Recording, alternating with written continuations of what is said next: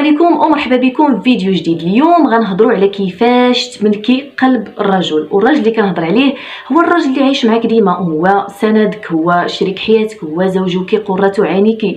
ما كنهضروش على علاقه اللي هي دايزه او لا علاقه عابره. فإلا كنتي مهتمه وباغه تعرفي على اهم الاسرار اللي غيخليوك في واحد العلاقه صحيه وفي واحد العلاقه ناجحه مع شريك حياتك، بقاي معايا حتى الاخر.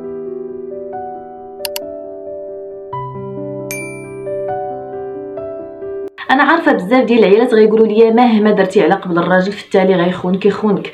انا الراجل ما كيعمر عينه غير التراب، والراجل فاعل وتارك. متفقه معاك، وكاينين بزاف من هاد الرجال، ما نكروش ان كاينين بزاف ديال الرجال اللي كيخونوا، اللي من مراه لمراه، اللي ما كيقدروش المراه، وما اكثرهم. ولكن واش كاملين بحال هكا؟ نهائيا ما خصناش نعمموا. كاينين ولاد الناس، كاينين رجال اللي كيحترموا عيالاتهم، كاينين رجال اللي ما يقدروش يخونوا، كاينين رجال اللي ماتوا لهم عيالاتهم وما قدروش نهائيا يتزوجوا من بعدهم، كاينين رجال اللي ما يخونوش عيالاتهم ماشي غير حيت كيبغيوهم او لا كيبغيو ولادهم او لا كيخافوا، لا، ما كيبغيش يخون حيت هو لراسو ما باغيش يخون، هو داخليا ما غيرضاهاش لراسو، هو رجولته حس بها بانها بخير وكامله غير مع مرا وحده. حيت هذاك اللي كتلقاه من مرا لمرا كتكون عنده رجوله ناقصه، وفي كل مره خصو شي مرا اللي تحسوا بالرجوله، اللي في كل مره خصها تحسوا بانه كاين.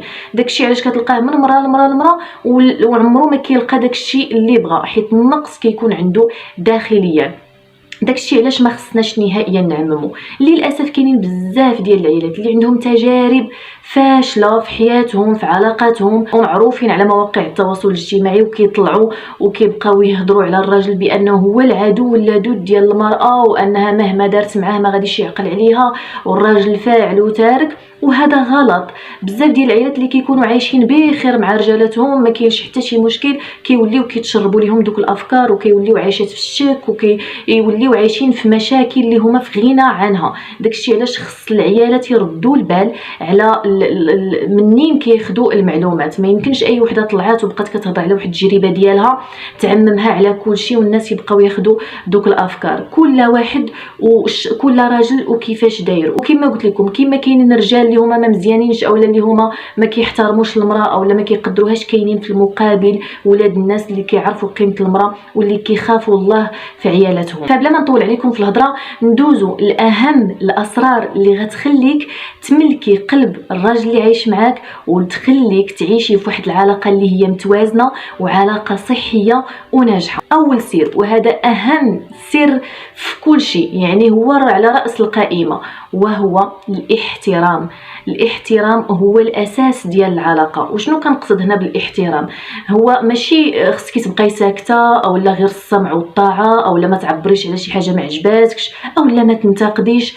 نهائيا بامكانك ديري هذا الشيء كامل، ولكن في المقابل يكون عندك واحد الاحترام لشريك حياتك. والاحترام بالنسبه للراجل شنو هو؟ كما كنعرفوا ان الراجل من بكري وهو اللي كيخرج لبرا، هو اللي كيضرب تماره، هو اللي كيتقاتل برا باش يجيب واحد لقمه العيش للاسره ديالو او للمراه اللي معاه. فمقابل داك المجهود اللي كيدير كيحتاج ان المراه تعترف ليه به، ان المراه تكبر به، ان المراه تقدر داك المجهود. للاسف ان بزاف ديال العيالات النهار كامل وهما كيحظيو غير الانتقاد، كتركز غير على الحوايج الناقصين، لدرجه انها كتولي عندها عاده انها غير تنقر، انها غير تبقى تنقص منه مثلا. ربما ما كتردش البال لبزاف ديال الحوايج حيت كما قلت لكم ولات عندها عاده. ولكن انا جيت في هذا الفيديو باش نقول لك باش تردي البال لشي امور اللي انت غافله عليهم. وهاد الامور هادو الا مشيتي رديتي لهم البال وحاولتي انك تبدليهم، كوني متاكده ان حتى العلاقه ديالك غتبدل. حيت بعض المرات كنبقاو نلوموا غير الطرف الاخر وكنساو على اننا نركزوا على راسنا. حنا شنو قدمنا لديك العلاقه؟ حنا شنو قدمنا لداك السيد؟ خص ضروري نكون درت اللي عليا باش عاد ننتقد، باش عاد نشوف النتائج، باش عاد نقول اودي هذا السيد راه ما حاولت معاه وما خليت ما درت معاه وما صدقت معاه حتى شي حاجه. داكشي علاش خصنا نردوا البال الطريقه ديال الهضره ديالك مع الزوج ديالك اولا مع شريك حياتك. خصك تردي البال المجهود اللي كيديروا، خصك مره تقولي شكرا، مره تقولي له تبارك الله عليك، الله يخليك لينا، انا عارفك كضرب تماره على قبلنا، مثلا تقضى لك شي تقضيه للدار ما فيها باس، واخا ينسى شي حاجه ما تبقيش مركزه غير على ديك الحاجه وانت ديما كتنسى ديك الحاجه، وانا كنعيا نهضر وكتبقاي دو دو دو دو دو وغير الانتقاد، وكتنساي انه جاب الحوايج الاخرين اللي طلبتي. نحاولوا ما امكن نبدلوا طريقه التفكير ديالنا والنظره ديالنا للامور ونركزوا على ما هو ايجابي. كوني متاكده انك قد ما اعترفتي للراجل بالمجهود اللي كيدير، قد ما هو كيعطي، قد ما هو كيكون كيثيق في رجولته، كيحس براسو بانه تستاهلي انه يضرب عليك تماره، تستاهلي انه يدير بزاف ديال الحوايج على قبلك. ولو تكوني خدامه، حيت بزاف ديال العيالات كتكون خدامه كتقول لك انا الحمد لله بفلوسي، انا كاع ما محتاجه لك، بحال كتقلل من داك الراجل، بحال داك الراجل هو خصو غير يصرف، هو زعما انا الا كنت مستقله ماديا صافي انا ما بقيتش محتاجه لك. نهائيا العلاقه ما كتكونش بحال هكا، العلاقه خصها تكون فيها الموده وفيها الرحمه ويكون فيها التقدير ويكون فيها الاحترام، يكون فيها حتى الصبر. الا كان داك السيد فيه بزاف ديال الحوايج اللي هما زوينين، ما فيها باس نسد عيني على شي حوايج اللي يكونوا ناقصين، ما نبقاش انا من الصباح ربي وانا عليه غير بالانتقاد وانا عليه غير بالتقليل، يجي يهضر قدام الناس نبقى نقص منه، انت غير سكت، انت درتي، انت فعلتي، انت تركتي. خصنا نردوا البال لهاد التصرفات اللي ممكن كما قلت لك كتغفلي عليهم، ولكن هما الا مشيتي حتى خدمتي عليهم وبدلتيهم كوني متاكده انك غتكون عندك واحد الفرق كبير وان علاقتك غتكون صحيه. كاينين بزاف ديال العائلات الله يهديهم اللي عندهم واحد اللسان سليط، كتبقى غير تهضر، خصوصا الا كان شي راجل اللي هو درويش وكيحاول ما امكن يتفادى المشاكل، كيحترم وليداتو، كيقول ما نديش عليها، كيوليو عندها الفرانات مقطعين، كتبقى غير كتهضر. داكشي علاش خصنا نقدروا الشخص اللي يكون معنا اولا الراجل اللي يكون معاك. الا كان معاك ولد الناس ردي البال الطريقه باش كتهضري، قدمي له التقدير، قدمي له الاحترام، خصوصا فاش كيكون الراجل كما قلت لك يستاهل. انا ما كنهضرلكش على الراجل حيت ممكن تقولي لي راه ما خليت ما درت على قبلو وهو ما يسواش وكيدير لي ويفعل لي وتيحترمني هو بعدا انا نحترمو انا. لا يغير الله ما بقوم حتى يغيروا ما بانفسهم. انا غنخدم على شخصيتي على عقليتي، نبدل داكشي اللي خصو يتبدل. الا كانت نتائج مزيانه داكشي اللي بغيت، ما كانوش نتائج اللي هي مزيانه اولا كان داك الشخص ما كيستاهلش، فانت اكيد عارفه راسك شنو خصك ديري معاه، وعارفه راسك اصلا علاش انت باقيه لحد الان معاه، يعني داكشي كيرجع لك وانت عارفه شنو خصك ديري. انا كنهضر على الراجل اللي يكون كيستاهل، على ولد الناس يستاهل انه يتقدر وانه يتحترم وانه تعترف ليه بالمجهود اللي كيدير على قبلك. احترامك لراجلك وتقديرك ليه ما كيعنيش انك مدلوله، حيت هذا المفهوم ديال المدلوله ولا منتشر، غير اللي كتكبر براجلها مثلا او اللي كتقدروا واللي كدير شي حوايج اللي خصهم يكونوا في العلاقه. راه ماشي، ما حنا ماشي روبويات، ماشي انا داك الراجل عدويه في الدار نهائيا. مادام انا داك الراجل اختاريته وعايشين مع بعضياتنا، خصنا نقدروا بعضياتنا، خصنا نديروا واحد المجهود على قبل بعضياتنا، ما فيها باس نبدلوا شي حوايج نتطوروا مع بعضياتنا، واحد ينصح الاخر. الا تبدلت على قبل شريك حياتي راه ماشي عيب وماشي دل ولاو كما قلت لكم اي وحده كانت نموذج للمراه اللي كتقدر الراجل كيقولها هو مدلوله وتعياي ما ديري في الاخر غيخونك. علاش يتسمى دل؟ علاش ما يتسماش احسان؟ علاش ما يتسماش رحمه وموده بين الراجل وبين مرته؟ الاحترام هو اعظم من الحب.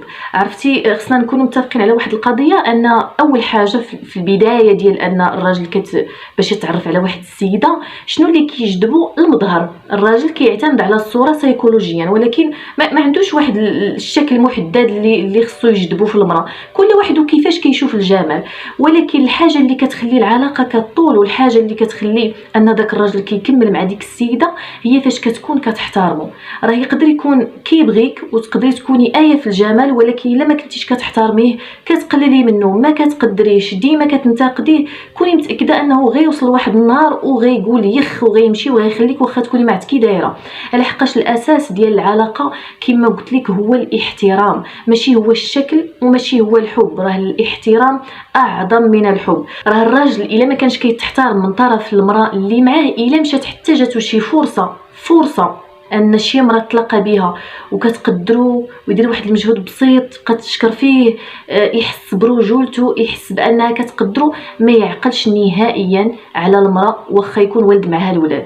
حيت الراجل بزاف الاحترام من طرف المراه. ثاني سر وهو الحريه. انا عارفاك غتقولي لي وصافي لا عطيتو الحريه داكشي اللي بغى. الحريه هي من طبيعه الحال الراجل الا كان في علاقه مع واحد المراه مزوج بها، من طبيعه الحال ماشي بحال فاش كيكون عزري ديال راسو سيليباتير، ضروري ما كيكونوا واحد الضوابط وواحد القوانين لديك العلاقه. ولكن شنو كنقصد انايا بالحريه؟ هي تعطيه واحد المساحه خاصه. نرجع نقولها لكم ان الراجل حيت من بكري وهو اللي كيخرج، هو اللي كيتقاتل على ديك لقمه العيش، هو سيكولوجيا مولف انه يكون حر. فانتي فاش كتجي كتخنقيه بزاف وكتحدي له من الحريه ديالو، كيوليو مشاكل وكيولي هو بحال كينفر منك. فمثلا بزاف ديال العيالات كيكون راجلها مثلا خارج مع صحابو، تبقى تصوني كل مره فينك مع من كنتي، لا دير لي كاميرا نتاكد واش راك تما، شنو درتي، كتبقى عليه بواحد الضغط لدرجه انه كيحس براسو مخنوق. كذلك مثلا في الدار كيكون عندها واحد السيستم، وحنا عارفين بان المراه كتبغي دارها انها تكون مرتبه، تكون مقاده، تكون كل حاجه في بلاصتها، خصوصا الا كانت جالسه في الدار. بطبيعه الحال حتى العيالات اللي خدامين على برا، المراه كتكون متوله، كترد البال للتفاصيل. الراجل ما كيردش البال للتفاصيل. فملي كيدخل الراجل مثلا من برا وهي حط صباط كليه، علاش دخلتي لي بالصنداله للطواليت، خرجتي بها فازقه، حط ليه، كتبقى تامر فيه وتبقى تحد له من الحريه ديالو، صافي حتى كيتخنق، وامور اللي هي بسيطه كيوليو دايرين مشاكل في الدار. علاش؟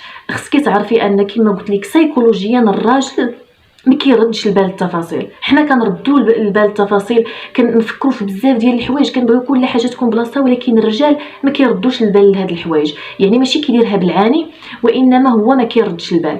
غير واحد القضيه، قد ما حكرتي على الراجل، قد ما بقيتي كتخنقي داك الحريه ديالو، قد ما هو كيدير معاك العكس. وقد ما مشيتي بالخاطر شويه، قد ما مره درتي عين ميكا، تحاولي ما امكن تخلي ليه واحد المساحه، قد ما كيولي بحال كتعطيه واحد المجال وواحد المساحه ديال انه يقول ايوا صافي واخا انا ندير هذه غير باش ما تقلقش مثلا. ولكن الا بقيتي كتخنقيه كتضغطي عليه، كوني متاكده انك غتلقاي نتائج اللي هي عكسيه، او لا غتبقاي ديما هضر بحال كتبغي تروضيه.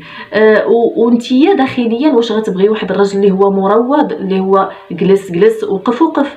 لا، كل وحده فينا خصها واحد الراجل اللي شخصيته قويه، واحد الراجل اللي فاض راسو. وكل واحد في الرجال خص يكون محافظ على داك شويه ديال داك الحريه الداخليه اللي فيه، باش انه كيكون قادر انه يخوض تجارب وانه يخوض تحديات باش يزيد لقدام. فحاولي ما امكن ديري عين ميكا على شي حوايج، نهائيا ما تبقايش تضغطي عليه وتخنقي الحريه ديالو. ثالث سر اللي كيخليك انك تملكي قلب الرجل وهو تكون شخصيتك قويه.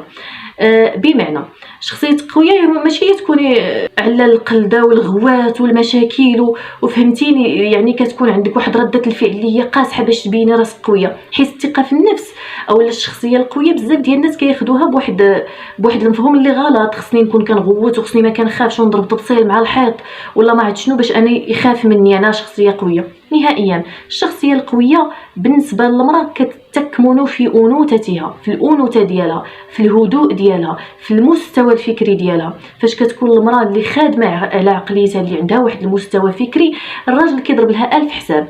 الراجل اللي كتكون عنده مراه اللي هي شخصيه قويه واللي هي ثقه في راسها مستحيل يخونها. كما قلت لك كيضرب لها 1000 حساب. ما محتاجاش انها تهضر بزاف، ما محتاجاش انها تبقى تغوت او انها تقلل من راسها. نهائيا فارضه راسها بمستوى الثقافي ديالها، كتعرف امتى تهضر، كتعرف امتى تكون ضحوكيه، كتعرف امتى تكون جديه، عندها توازن في الشخصيه ديالها. الراجل ما كيبغيش نهائيا المراه اللي كتكون ضعيفه داخليا. راه الا سولتي اي راجل راه داخليا كيبغي المراه اللي قويه، المراه اللي فارضه راسها، المراه اللي ثايقه في راسها. ما كيبغيش المراه اللي غير شكاوي، غير اللي بكا جوج هضرات كتبقى تبكي. الا لاحظتوا والمزوجات غيعرفوا هذه القضيه، ان الراجل في بدايه العلاقه فاش كتكونوا يلاه جداد ومثلا كيوقع بيناتكم شي موقف، كتلقاي مثلا تبكي، كيحاول ما امكن انه يكالميك، الله يسامح وصافي ما نعاودش. مع المده كتطلعي له في الراس راه تبكي حتى تشبعي، ما كيدورش من جهتك. حيت بالنسبه لي هذاك ضعف في الشخصيه ما محتاجش هو لديك المراه اللي ديما البكا.